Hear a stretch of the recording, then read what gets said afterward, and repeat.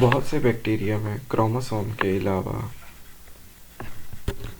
Plasmid भी मौजूद होता है। These are circular double-stranded DNA molecule।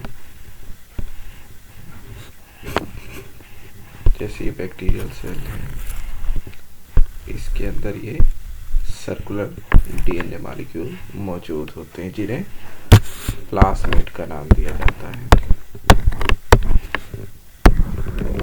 ये प्लाज्मिड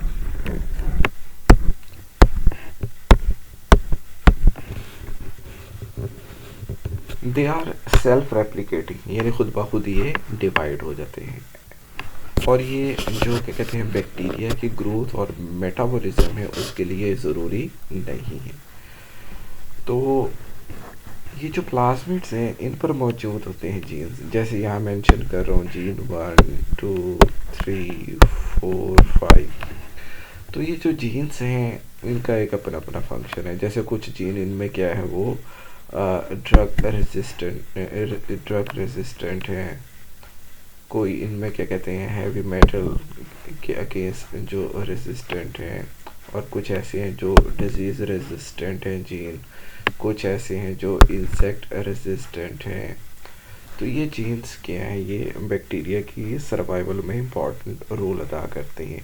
चेंजिंग एनवायरनमेंट के अंदर इसको क्या है, ये बैक्टीरिया को एडॉप्ट करने के काबिल बनाते हैं।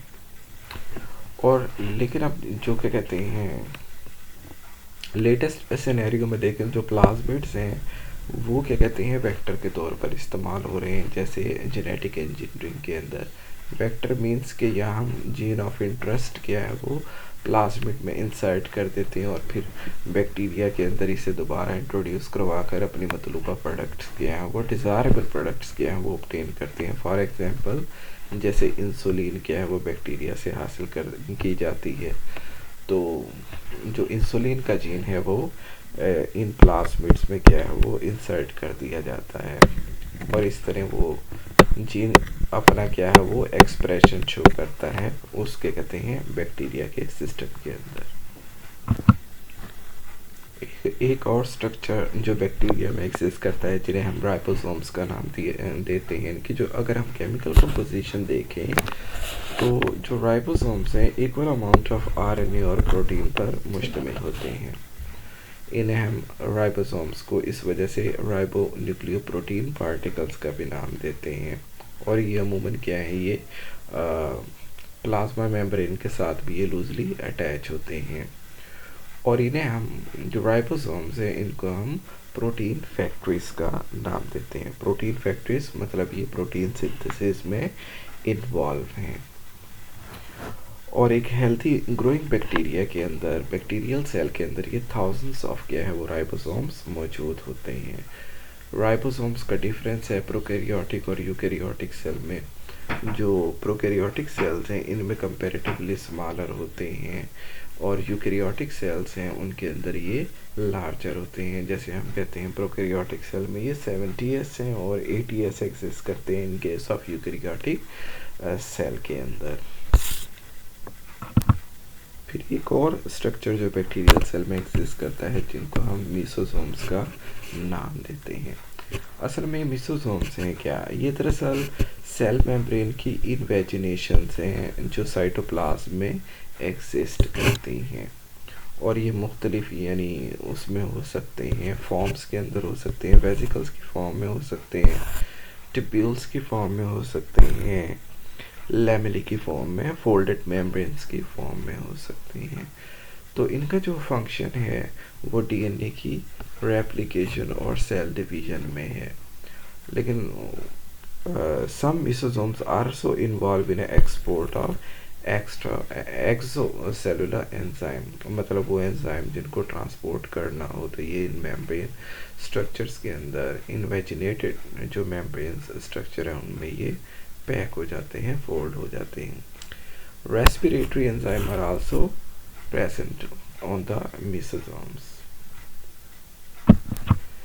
और जैसा कि हम जानते हैं जो बैक्टीरिया है वो बहुत ही यानी कॉम्पिटिटिव एनवायरनमेंट के अंदर एग्जिस्ट करते हैं, जहाँ बहुत ज़्यादा कंपटीशन होता है, जहाँ पर रिसोर्सेज की जो यूटिलाइजेशन है उनमें क्या है ये फाइट होती है कि कौन सा बैक्टीरिया क्या है वो ज़्यादा रिसोर्सेज क्या है वो यूटिलाइज करे और कौन सा नहीं।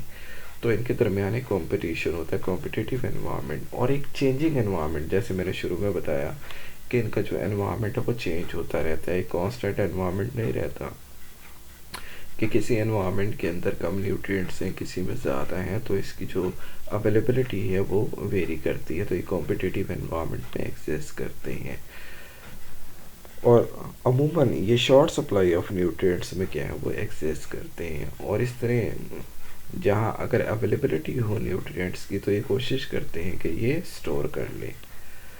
तो ये जो क्या कहते हैं सब्सटेंसेस हैं स्टोरेज बॉडी या जो ग्रैन्यूल्स हैं वो ग्लाइकोजन हो सकते हैं, इसमें sulphur, fats and phosphate substances क्या हैं ये स्टोर करते हैं। In addition cell contain waste material that are subsequently excreted, और इनमें वेस्ट मटेरियल भी होते हैं जो रेस्पिरेटरी और मेटाबॉलिक रिएक्शंस के नतीजे में क्या है वो प्रोड्यूस होते हैं, जिनको ये खारिज कर देते हैं। For example, common waste material are alcohol, lactic acid and acetic acid that is present inside the cell। और इस तरह ये इनको ये एलिमिनेट कर देते हैं, एक्सक्रीट कर देते हैं इन अनवांटेड सब्सटेंसेस को। और कुछ जो बैक्टीरिया की स्पीशीज़ हैं वो क्या प्रोड्यूस करती हैं, स्पोर प्रोड्यूस करती हैं, और ये एक्सटर्नल भी हो सकते हैं, इंटरनल भी हो सकते हैं।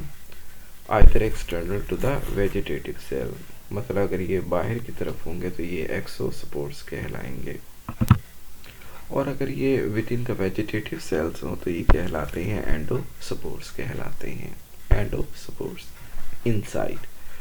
और ये मेटाबॉलिकली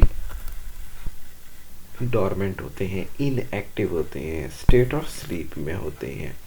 मतलब जब अनफेवरेबल कंडीशंस हों तो ये क्या है ये अपनी मेटाबॉलिक एक्टिविटीज़ क्या है वो रिस्ट्रिक्ट करते हैं अनफेवरेबल कंडीशंस में। At a late stage of a cell growth, spore are resistant to adverse physical environmental condition, जैसे लाइट को बर्दाश्त कर सकते हैं, हाई टेम्परेचर को, evaporative loss of water, pH, chemical agents हैं, इनके अगेंस्ट क्या है ये मज़ामत रखते हैं। और जब फेवरेबल कंडीशंस आ जाती हैं तो फिर ये क्या है ये जर्मिनेट करते हैं और इस तरह एक नई क्या कहते हैं वो वेजिटेटिव सेल्स क्या हैं वो बनाते हैं। इस तरह एक और भी स्ट्रक्चर है इनके अंदर प्रोकैरियोट्स में जिसे हम सिस्ट का नाम देते हैं। ये भी डोरमेंट बॉडीज़ हैं, थिक वॉल्ड हैं, डेसिकेशन रेजिस्टेंट हैं, forms and develop during the differentiation of vegetative cells. तो इनमें एक डिफरेंस है ये स्पोर्स और क्या कहते हैं सिस्ट के अंदर ये डिफरेंशिएशन ऑफ वेजिटेटिव सेल्स के दौरान क्या है ये बनते हैं, और जो क्या कहते हैं स्पोर्स हैं लेट स्टेज ऑफ ग्रोथ में क्या है वो अपीयर होते हैं। और इस तरह क्या है ये अपने आप को क्या कहते हैं इन अनफेवरेबल कंडीशन में सरवाइव करने के काबिल बनाते हैं, और जैसे ही फेवरेबल कंडीशंस आती हैं ये जर्मिनेट करते हैं। एक और भी डिफरेंस है स्पोर और सिस्ट के अंदर कि जैसे जो क्या कहते हैं स्पोर्स हैं वो हाई टेम्परेचर को टॉलरेट कर सकते हैं, लेकिन ये हीट रेजिस्टेंट नहीं होते सिस्ट। नेक्स्ट है न्यूट्रिशन इन बैक्टीरिया। जिस तरह दूसरे ऑर्गेनिजम्स को सरवाइव करने के लिए एनर्जी की ज़रूरत होती है, इसी तरह बैक्टीरिया भी क्या है वो उन्हें एनर्जी की ज़रूरत होती है ग्रोथ के लिए, मेंटेनेंस एंड रिप्रोडक्शन के लिए।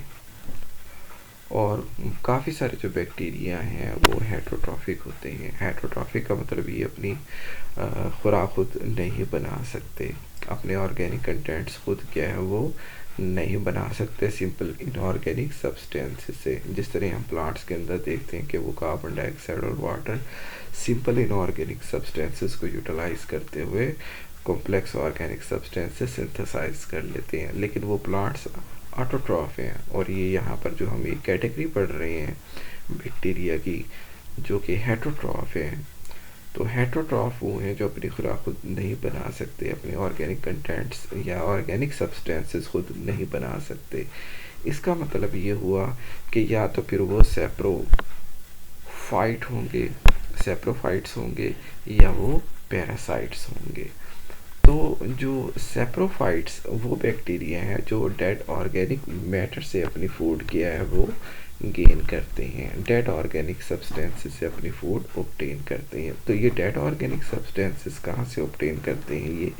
ये ऑब्टेन करते हैं सॉइल से, क्योंकि सॉइल है वो उसके अंदर काफ़ी सारे ये क्या है ऑर्गेनिक कंटेंट्स मौजूद होते हैं in the form of humus. Humus की सूरत में क्या है वो ऑर्गेनिक कंटेंट्स क्या है वो सॉइल के अंदर मौजूद होते हैं। अब ये ह्यूमस क्या है, यहाँ ये इसकी डेफिनेशन है, प्रीवियस बोर्ड में भी ये कई दफ़ा रिपीट हुई है ये डेफिनेशन। तो ह्यूमस क्या है? Humus is a material resulting from the partial decay of plants and animal material. जो एनिमल और प्लांट है उनका जो मटेरियल है उनके डिके के नतीजे में जो हासिल होने वाला जो सब्सटेंस है वो ह्यूमस है। तो ह्यूमस क्या है? ये इनमें ऑर्गेनिक कंटेंट्स मौजूद होते हैं जिनको ये बैक्टीरिया यूटिलाइज करते हैं। मतलब इनके अंदर एंजाइम मौजूद होते हैं बैक्टीरिया के अंदर, जो ये एंजाइम रिलीज़ करते हैं और इस ह्यूमस को क्या करते हैं वो डाइजेस्ट करते हैं, ब्रेक करते हैं। तो ह्यूमस के अंदर जो मौजूद कॉम्प्लेक्स सब्सटेंसेस हैं उनको ये सिंपल सब्सटेंसेस में ब्रेक करते हैं और इसके बाद ये एब्जॉर्ब कर लेते हैं इन सब्सटेंसेस को, और ये अपनी सोर्स ऑफ एनर्जी के तौर पर इसे इस्तेमाल करते हैं। फिर इसी के अंदर जो दूसरी कैटेगरी है वो पैरासिटिक बैक्टीरिया है, मतलब वो दूसरे यानी क्या कहते हैं जानदारों पर क्या है वो डिपेंड करते हैं अपनी क्या कहते हैं ज़रूरियात के लिए और उनमें कॉम्प्लिकेशन काज करते हैं। तो ये पैरासिटिक बैक्टीरिया है। Some kinds of bacteria are autotroph. Autotroph मतलब कि अपनी वो अपने जो ऑर्गेनिक सब्सटेंसेस वो खुद बना सकते हैं। तो ये क्या है? ये ऑटोट्रॉफ है। They can synthesize organic compounds which are necessary for their survival from inorganic substances. These bacteria may be separated into two groups. दो ग्रुप में इनको मुनकसिम किया जा सकता है इस किस्म के जो बैक्टीरिया हैं। एक वो हैं जिनको हम फोटोसिंथेटिक ऑटोट्रॉफ का नाम देते हैं और दूसरे हैं कीमोसिंथेटिक ऑटोट्रॉफ्स हैं। जो फोटोसिंथेटिक जो बैक्टीरिया हैं इनके अंदर भी क्लोरोफिल क्या है वो मौजूद होती है, लेकिन ये जो क्लोरोफिल है वो जो ग्रीन प्लांट्स की क्लोरोफिल से क्या है वो डिफ़र करती है। जैसे ग्रीन प्लांट्स के अंदर हम देखते हैं कि वहाँ पर मौजूद होता है क्लोरोप्लास्ट होता है, उसके अंदर ये क्लोरोफिल मौजूद होती है और जहाँ पर ये क्या कहते हैं ये सनलाइट एनर्जी को ट्रैप करते हैं और इस तरह वो क्या कहते हैं क्या कहते हैं केमिकल कंपाउंड्स बनाते हैं, ऑर्गेनिक सब्सटेंसेस बनाते हैं। लेकिन जब हम बात करते हैं प्रोकैरियोट्स की बैक्टीरिया की तो यहाँ क्या है वो मेम्ब्रेन बाउंडेड स्ट्रक्चर्स क्या हैं वो एग्जिस्ट नहीं करते और यहाँ क्या कहते हैं इस किस्म के जो मॉलिक्यूल हैं जैसे क्लोरोफिल के मॉलिक्यूल फ्रीली डिस्पर्स होते हैं साइटोप्लाज्म के अंदर। तो जैसे हम देखते हैं कि ग्रीन प्लांट्स हैं वो क्या करते हैं कार्बन डाइऑक्साइड यूटिलाइज करते हैं और वाटर यूटिलाइज करते हैं as a inorganic substances in the presence of sunlight and chlorophyll और इनको ऑर्गेनिक सब्सटेंसेस में ट्रांसफॉर्म कर देते हैं। तो यहाँ पर जो फोटोसिंथेटिक जो क्या कहते हैं बैक्टीरिया है ये उसी तरह ही क्या है वो यूटिलाइज करते हैं, कार्बन डाइऑक्साइड को यूटिलाइज करते हैं और यहाँ पर वाटर मॉलिक्यूल यूटिलाइज नहीं होगा। तो ये क्या यूटिलाइज करेंगे? Hydrogen sulphide.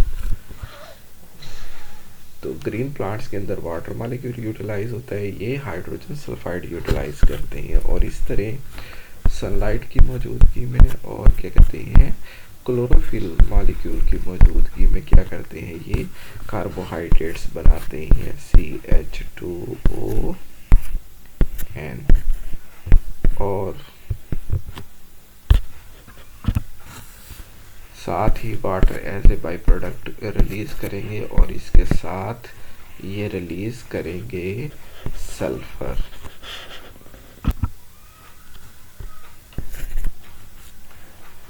तो अब आप ये देख सकते हैं, जैसे हमने लास्ट टाइम भी देखा था, प्लांट्स के अंदर जो फोटोसिंथेसिस होती है, यूकेरियोटिक सेल में जो फोटोसिंथेसिस है, वहाँ हम देखते हैं कि कार्बन डाइऑक्साइड और वाटर मॉलिक्यूल यूटिलाइज होता है, लेकिन यहाँ आप देख रहे हैं वाटर मॉलिक्यूल यूटिलाइज नहीं हो रहा।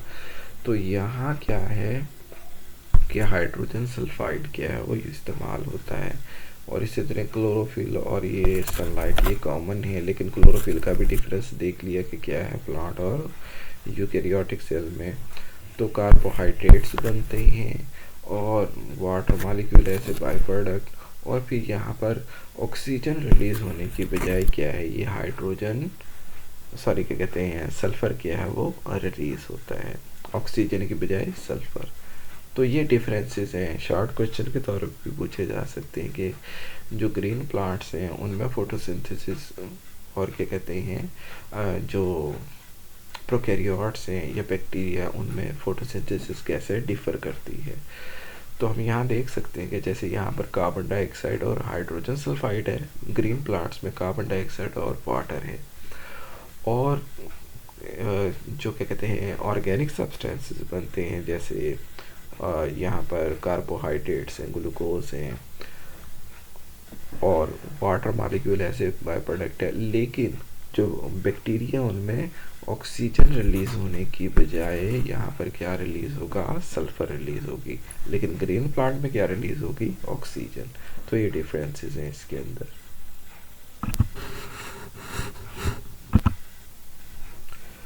तो अब आ जाते हैं कीमोसिंथेटिक बैक्टीरिया की तरफ। Oxidise inorganic compounds like ammonia को नाइट्रेट, नाइट्राइट, सल्फर और फेरस आयन को यूटिलाइज करते हैं, और इनमें जो ट्रैप एनर्जी है उसको वो यूटिलाइज करते हैं अपनी सेलुलर एक्टिविटीज़ के लिए।